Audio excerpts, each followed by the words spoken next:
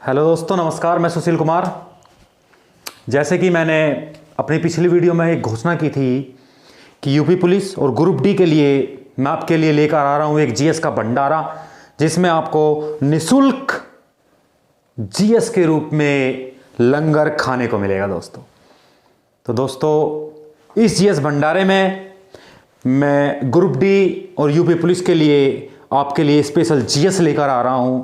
अर्थात मेरे कहने का उद्देश्य है कि इस भंडारे में आपको जीएस प्रसाद के रूप में ग्रहण करने का मौका मिलेगा दोस्तों, जिसका कोई शुल्क नहीं होगा। और आपको पता ही है कि भंडारे में प्रसाद लेने वाले की श्रद्धा होनी चाहिए और देने वाले की श्रद्धा होनी चाहिए। तो दोस्तों, मैंने तो भंडारा किया है, तो मेरी तो पूरी दिल से श्रद्धा है कि आपको वो चीज मिले जो कहीं और ना मिलती हो। लेकिन श्रद्धा आपकी भी होनी चाहिए कि इस भंडारे में आपको क्या और कितना लेना है। तो दोस्तों, शुरू करते हैं इस जीएस के भंडारे को जीएस के रूप में।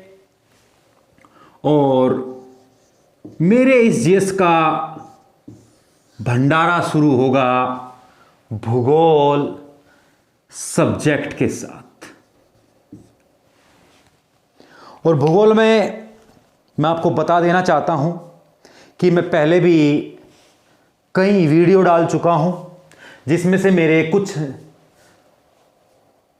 चैप्टर हैं जैसे कि अक्षांश, देशांतर, भारत के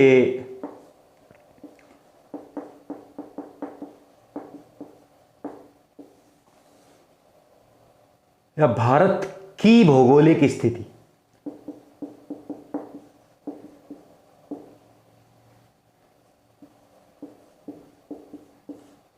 और हिमालय। ये चैप्टर मेरे ही चैनल जीएस विद सुशील पर हो चुके हैं। आप चाहो तो अक्षांश, देशांतर, भारत की भौगोलिक स्थिति और हिमालय के बारे में अच्छे से समझ भी सकते हो, पढ़ भी सकते हो और नोट्स भी बना सकते हो, क्योंकि ये क्लासें कुछ इसी लेवल से बनाई गई है। मेरा उद्देश्य दोस्तों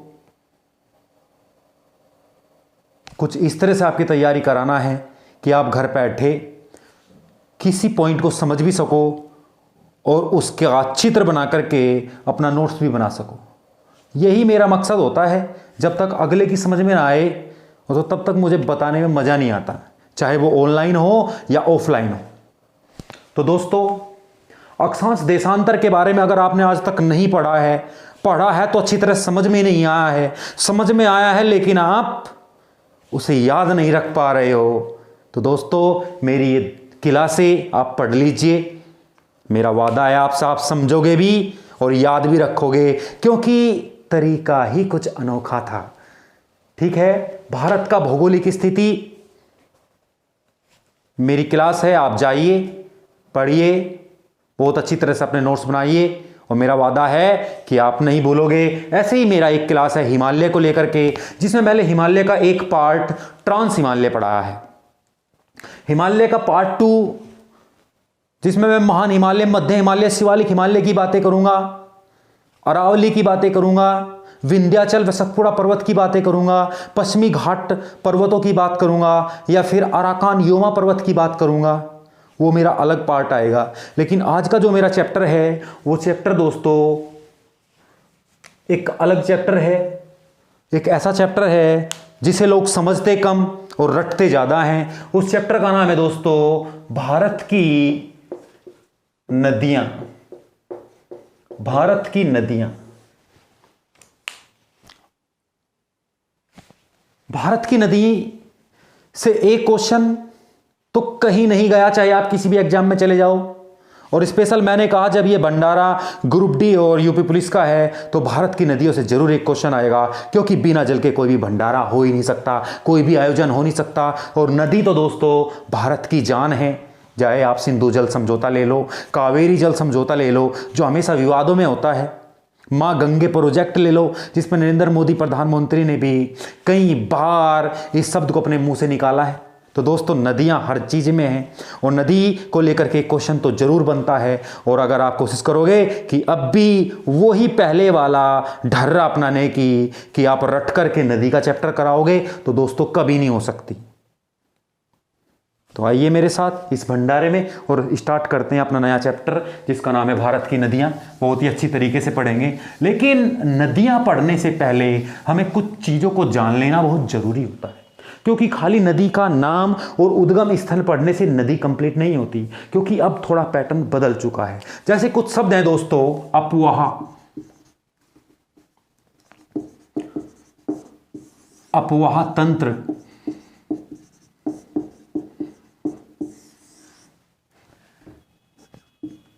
नदी बेसिन,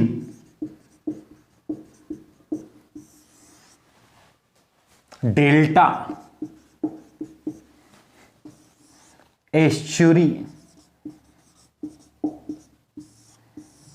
ये वे शब्द हैं जो इस चैप्टर की जान होते हैं।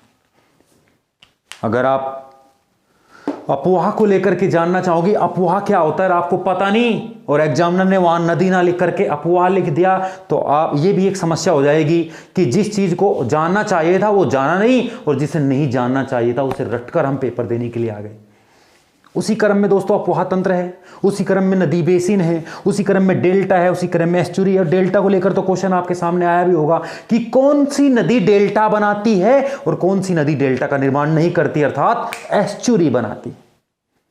तो ऐसे ही कुछ क्वेश्चन होंगे हमारे बीच, लेकिन हम क्वेश्चनों के तरीके से ना पढ़ करके कंसेप्टेड एक तरह से सब्जेक्टिव फॉर्म में पढ़ने की कोशिश करेंगे।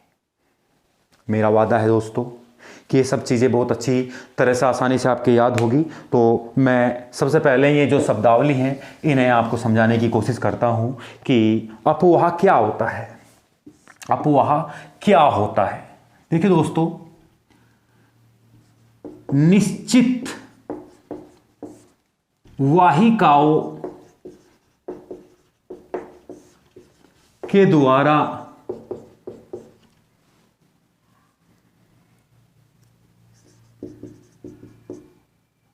बहते जल को अफवाह कहा जाता है। निश्चित वाहिकाओं द्वारा बहते जल को अफवाह कहा जाता है। और अगर मैं इस बहते जल की जगह नदी लिख दूं तो कोई समस्या तो होनी नहीं चाहिए। निश्चित वाहिकाएं, वाहिकाएं यानी कि वो मार्ग जिससे नदी बह रही है, वो मार्ग जिससे नदी बह रही है फिक्स है। ऐसा नहीं कल नदी हमसे 5 किलोमीटर दूर बह रही थी और कल हमारे घर में घुस जाए, ऐसा तो नहीं हो सकता ना। एक निश्चित मार्ग है नदी का। वो अलग बात है नदी में बहाव ज़्यादा आ जाए, पानी ज़्यादा आ जाए और नदी अपने क्षेत्र को बढ़ा ले, लेकिन नदियाँ एक निश्चित वाहिकाएं या एक निश्चित नली या एक निश्चित मार्ग से ही बहती है। और इसे क्या कहा जाएगा दोस्तों, नदी का अपवाह कहा जाएगा। नदी अपवाह, नदी अपवाह। अगर बहुत सारी नदियां जब किसी एक नदी से जुड़ जाती हैं, जब बहुत सारी नदियां किसी एक नदी से जुड़ जाती हैं, अर्थात एक मुख्य नदी की अन्य सहायक नदियां जब आपस में मिलती है तो उसे क्या कहा जाता है दोस्तों, अपवाह तंत्र या नदी तंत्र कहा जाता है। इसे क्या कहा जाता है, जब एक मुख्य नदी में अन्य सहायक नदी आकर मिलती है तो अपवाह तंत्र का निर्माण होता है।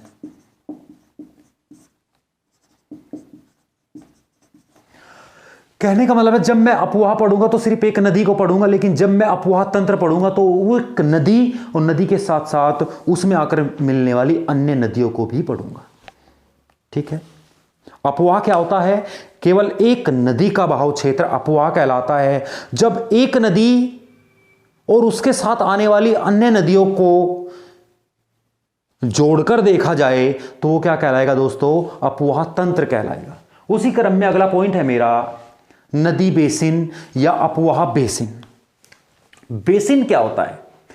जब कई नदी तंत्र किसी क्षेत्र में बह रहे हो, जब कई नदी तंत्र किसी क्षेत्र में बह रहे हो, जैसे ये नदी पश्चिम की ओर बह रही है, एक ऐसे ही अन्य नदी यहां से आ रही है और जो पूर्व की ओर बह रही हो, उसमें भी बहुत सारी नदियां आकर मिल रही हो। एक नदी तंत्र ये हुआ, एक नदी तंत्र ये हुआ।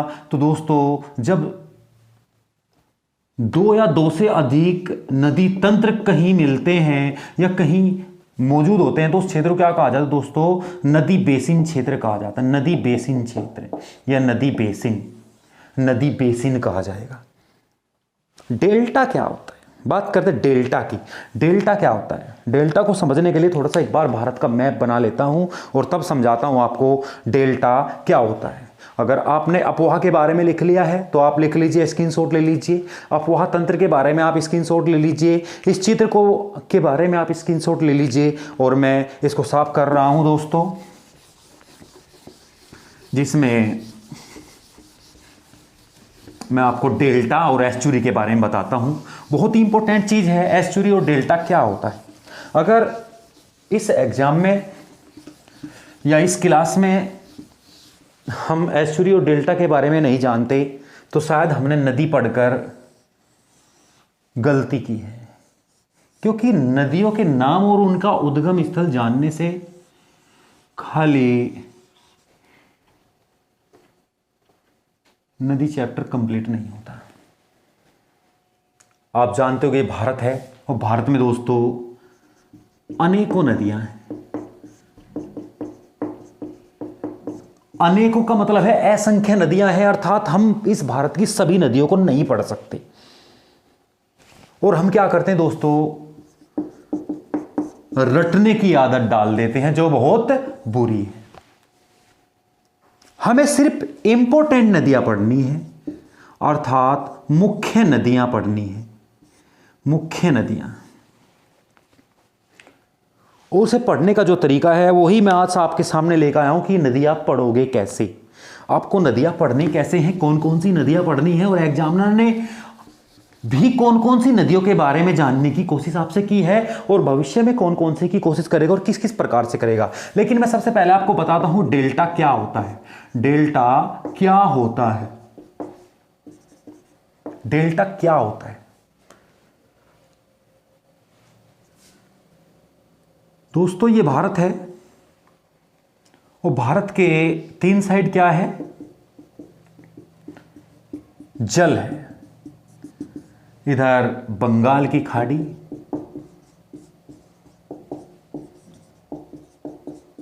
इधर अरब सागर और नीचे हिंद महासागर। अब कुछ लोग इन्हें तीनों को अलग अलग कर रहे होंगे, अरब सागर, बंगाल की खाड़ी, ये हिंद महासागर के ही भाग हैं। हिंद महासागर का भारत के पूर्व में स्थित भाग को बंगाल की खाड़ी कहा जाता है।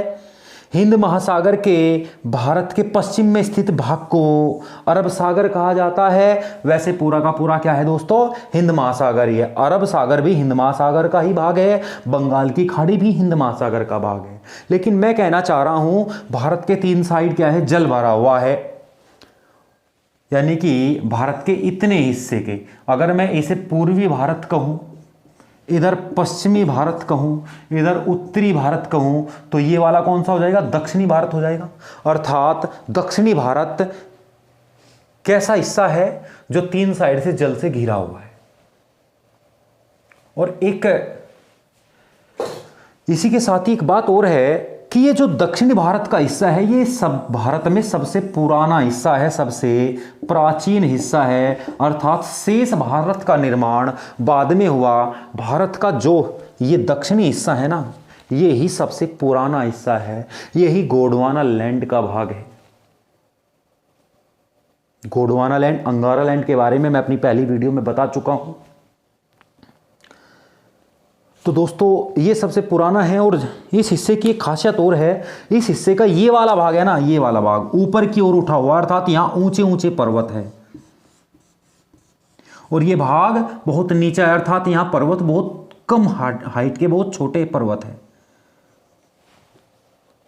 अर्थात ये वाला हिस्सा इस तरह ऊपर उठा हुआ और ये वाला हिस्सा नीचे धंसा हुआ है।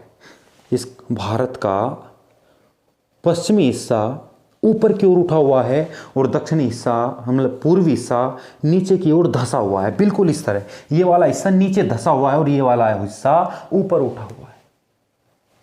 अब नदियां, जो नदी पूर्व की ओर बहेगी,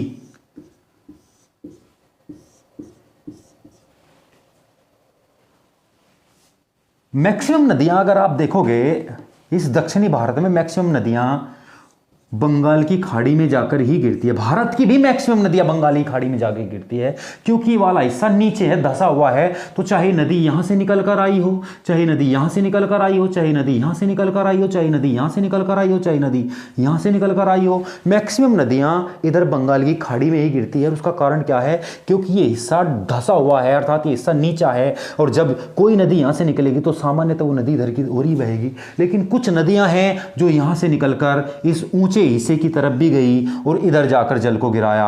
बहुत सारी नदियां हैं जो यहां अपने जल को गिरा रही है, बहुत सारी नदियां जो यहां अपने जल को गिरा रही है, बहुत सारी नदियां हैं जो यहां अपने जल को गिरा रही है, बहुत सारी नदियां हैं जो इस नदी के माध्यम से अपने जल को यहां गिरा देती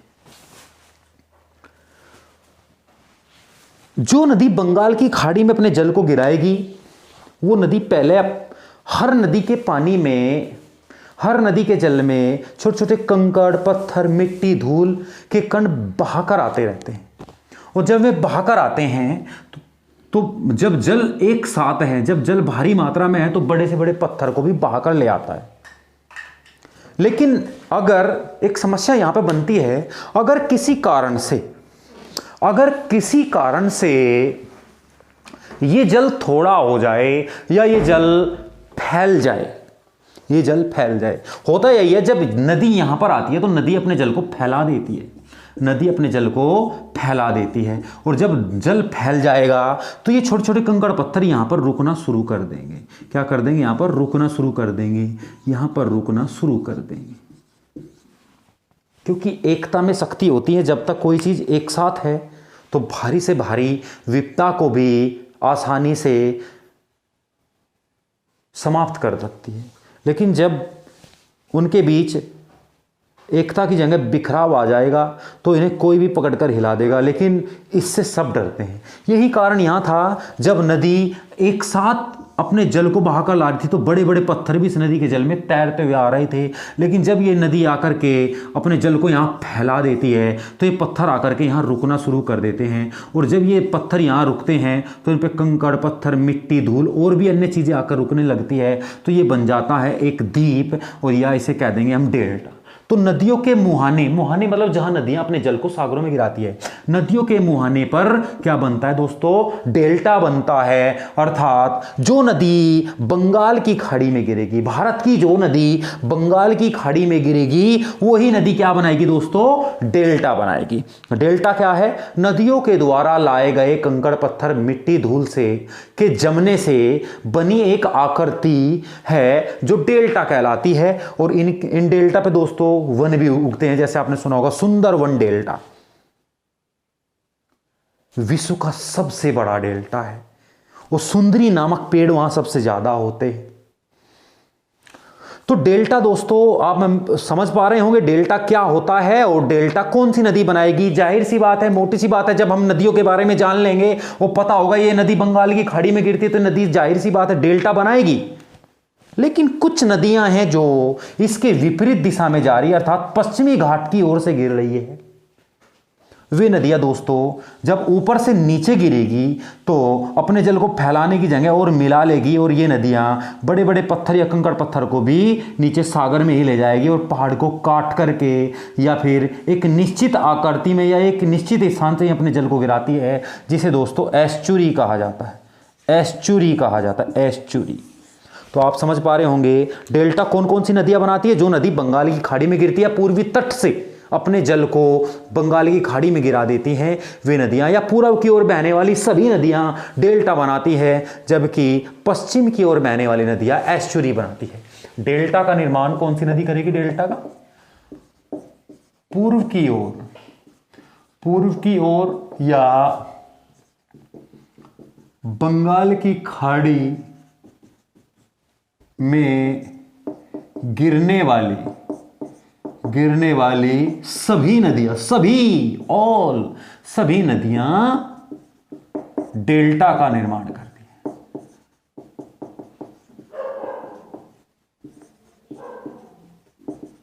जबकि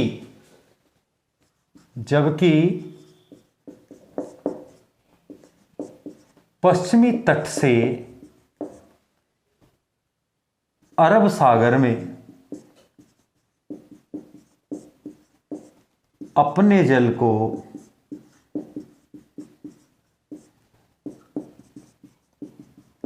गिराने वाली सभी नदियां एस्चुरी का निर्माण करती।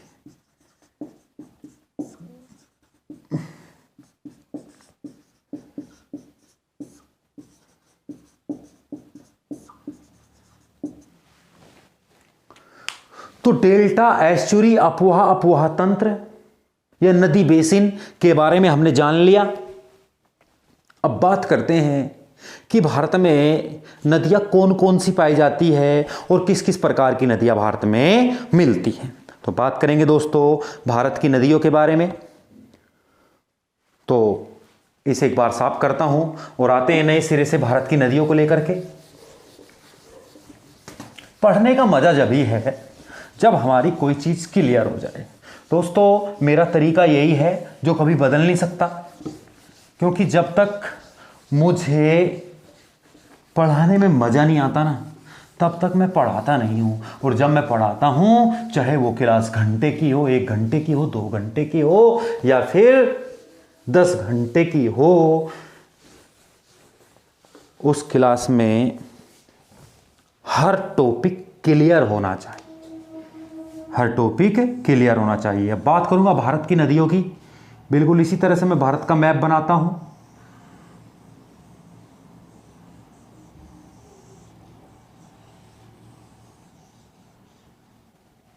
ये भारत का मैप है। आप सब जानते हो कि भारत के उत्तर में अर्धचंद्राकार रूप में फैला हुआ है हमारा हिमालय। हिमालय से निकलती है तमाम नदियां। और नीचे दोस्तों क्या है? ये प्रायद्वीपीय भारत है। अभी बताया ये कौन सा भारत है? प्रायद्वीपीय भारत।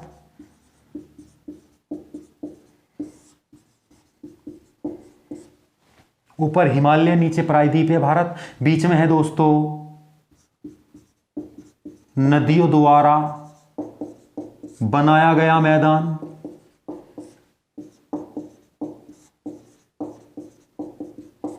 अर्थात यहां से नदी बह रही थी, और नदियां जब बह रही थी तो अपने साथ में क्या लाई? धूल, मिट्टी, कंकड़ लाई, जो साइड में जमते चले गए। और उनके जमने से क्या हुआ? बीच में इस मैदान का निर्माण हुआ। इस मैदान को दोस्तों बोलते हैं भारत की 2 बड़ी नदी गंगा व यमुना का मैदान।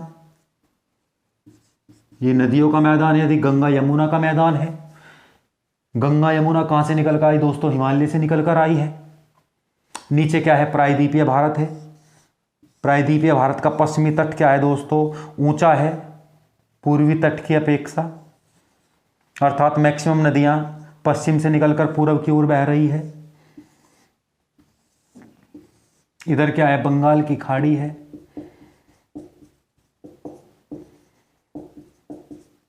इधर क्या है? अरब सागर है। भारत किस महासागर के शीर्ष पर स्थित है दोस्तों? तो हिंद महासागर के शीर्ष पर स्थित है। और प्रायद्वीप क्या होता है? प्रायद्वीप क्या होता है? प्रायद्वीप क्या होता है? वह भूभाग जो तीन ओर से जल से घिरा हो।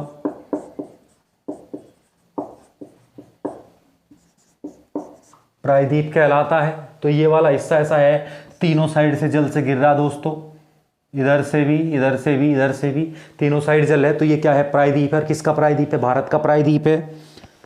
तो भारत में दो तरह की नदियां दोस्तों पाई जाती है, अर्थात भारत में दो अपवाह तंत्र मिलेंगे आपको। एक मिलेगा दोस्तों हिमालय का अपवाह तंत्र, अर्थात हिमालय से जो नदियां निकलेगी, हिमालयी अपवाह तंत्र, हिमालयी अपवाह तंत्र। और दूसरा मिलेगा दोस्तों आपको प्रायद्वीपीय अपवाह तंत्र।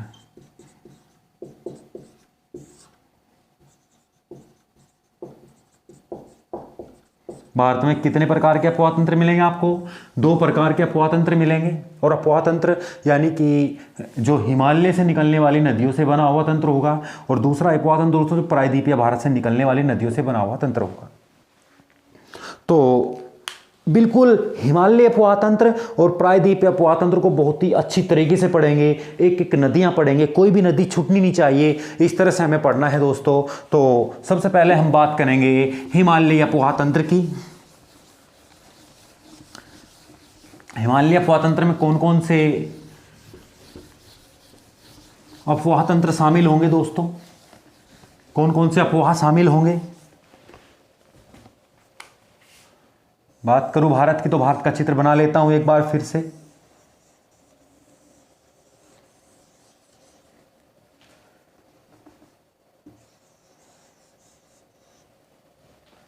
आपको पता ये क्या है? हिमालय है।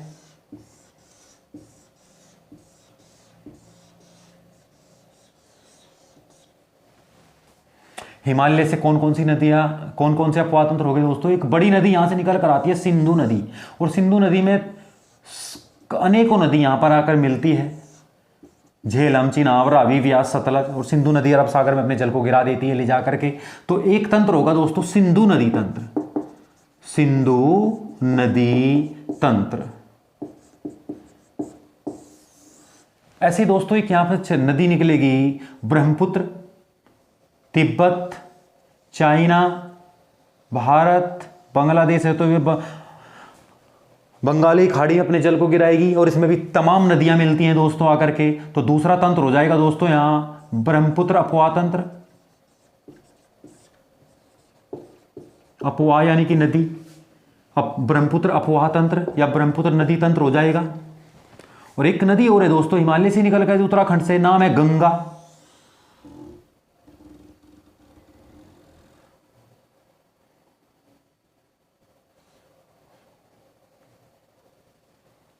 गंगा में भी तमाम नदियां दोस्तों आकर के मिल जाती हैं यहां पर। तो तीसरा तंत्र होगा दोस्तों गंगा नदी तंत्र, गंगा नदी तंत्र। तो दोस्तों हमें हिमालय अपवाह तंत्र में से तीन नदियों के तंत्र पढ़ने हैं। नंबर एक सिंधु,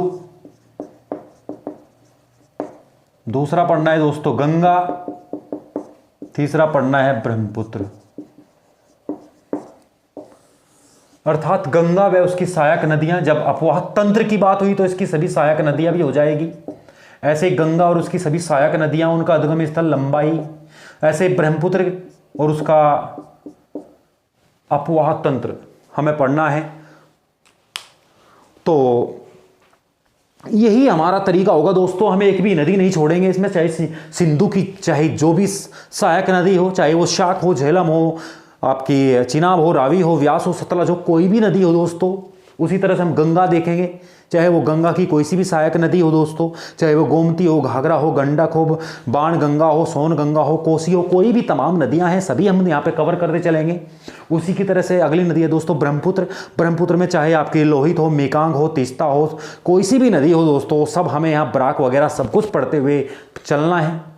और नदियों के साथ साथ दोस्तों इनके द्वारा बनाए गए द्वीप पढ़ेंगे, चाहे वो गंगा सागर द्वीप हो, चाहे वो गंगा की एक सहायक नदी नीचे जाकर के कोलकाता के निकट हुगली, उसके बारे में पढ़ेंगे दोस्तों। कुछ भी नहीं छोड़ना है, समस्त नदियों के उद्गम स्थल, नदियों पर बने हुए बांध, नदियों की लंबाई, नदियों के राज्य, कहां कहां से नदी होकर गुजर रही है और कौन सी नदी कहां किस नदी से मिल रही है दोस्तों, ये सब हमें पढ़ना है। और उसके लिए हमारी होगी दोस्तों अगली क्लास।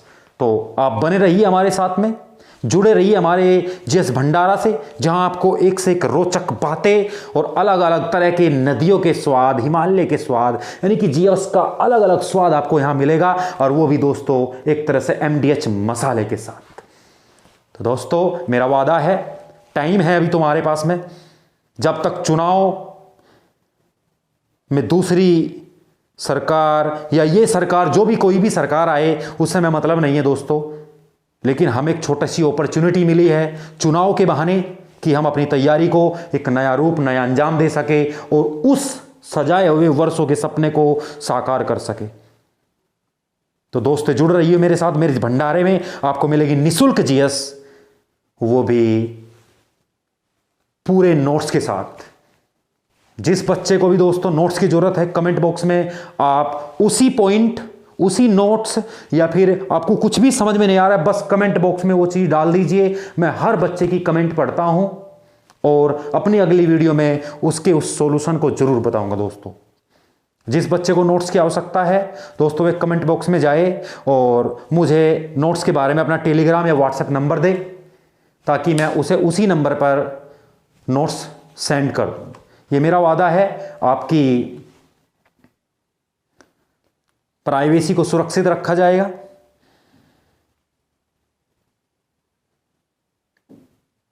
और आज के लिए इतना ही। नमस्कार दोस्तों।